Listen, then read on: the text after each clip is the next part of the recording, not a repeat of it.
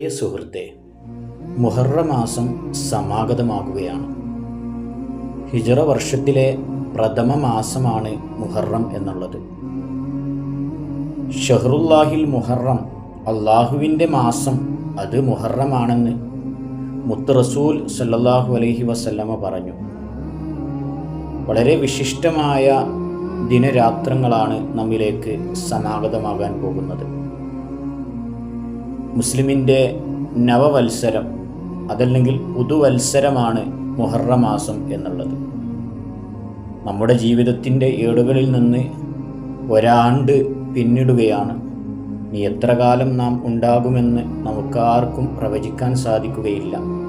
മുഹറം മാസത്തോടുകൂടെ പുതിയ ചിന്തയോടുകൂടെ, പുതിയ തീരുമാനത്തോടുകൂടെ പുതിയ ഒരു ജീവിതം നമുക്ക് കെട്ടിപ്പടുക്കാം. പ്രപഞ്ചനാഥൻ തൗഫീഖ് നൽകട്ടെ. ആമീൻ. അസ്സലാമു അലൈക്കും വറഹ്മത്തുള്ളാഹി.